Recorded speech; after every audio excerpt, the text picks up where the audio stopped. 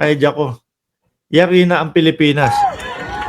We must return to long-term, concrete programs, not short-term goal-outs. Oo, kaya pala yung mga build nila, nagbabagsakan na ho, mga kababayan.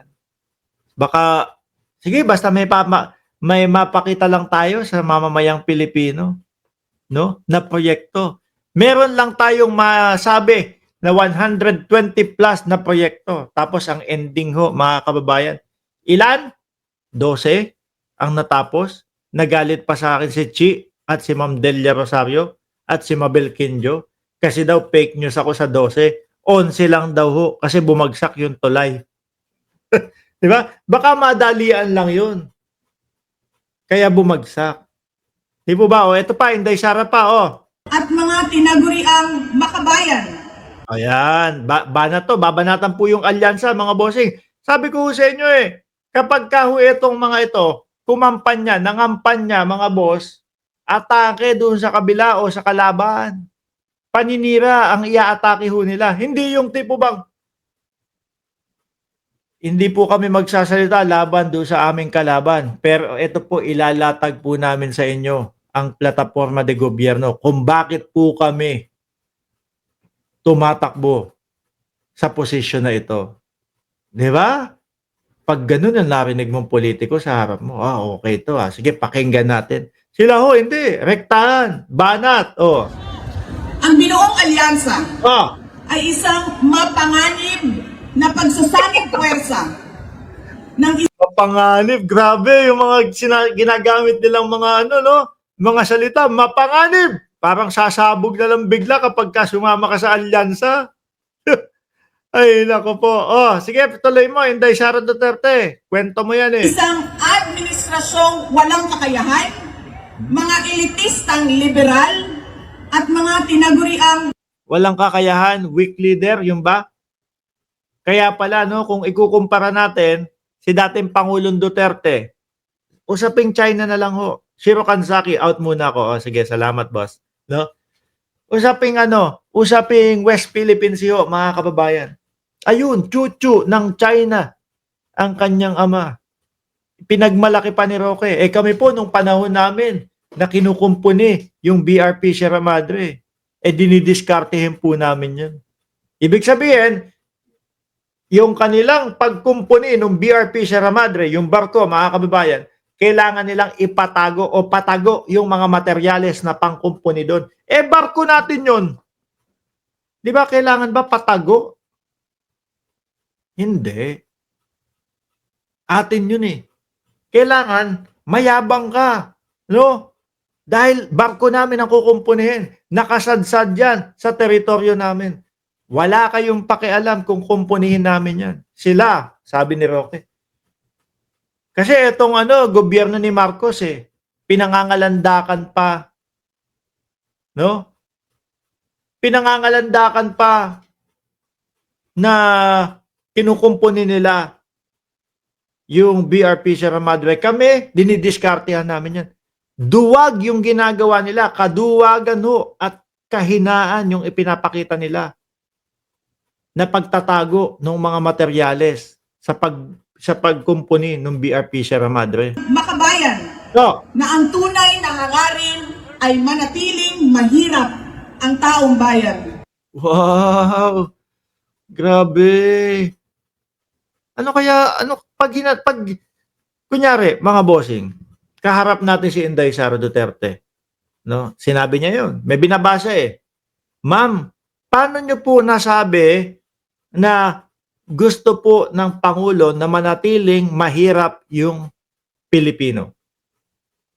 Paano niya kaya sasagutin yun? Tingin ko hindi masasagot to. Kagaya nung ibang mga sinasagot niya, kaila Attorney Claire Castro. Di ba? Ano sabi sa kanya ng reporter? Madam BP, sinabi po ni Claire Castro na ikaw daw ang nagpakalat nung nakulong si First Lady Lisa Marcos. Ang sagot niya, napakalayo ho, mga kababayan.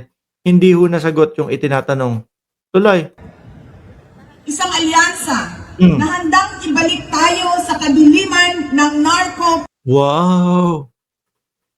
Alyansa, isang alyansa na ibabalik daw sa narco politics. Saglit lang, hindi naman naubos si dating Pangulong Duterte yung droga. Di ba? Una, pangako, 6 na buwan. Hindi nasunod, hindi nangyari. O, 6 na buwan pa daw ulit. Hanggang matapos yung termino, napakadaming droga. Mga bossing. Politics sa bangungot ng Typhoon Yolanda, Oh, kung saan ang mga Pilipino ay iniwan sa ulan, sa gutom, at sa kawalang malasakit. Madam BP, baka nakakalimutan mo, bumabagyo sa Pilipinas. No? Bumiyahe ka. Sabi-sabi, manonood ka daw ng concert. Iniwan mo ang mamamayang Pilipino nun. Anong bagyo ba yon? Kung maaalala, ako hindi ko maalala eh. Hindi po ba? Naalala niyo yon, mga kababayan? Nagagalit pa nga siya. Kasi daw yung dinaanan niya, dapat daw, hindi sila nakikita doon. Kumbaga dapat hindi nalabas yung CCTV na habang bumabagyo, lumalabas siya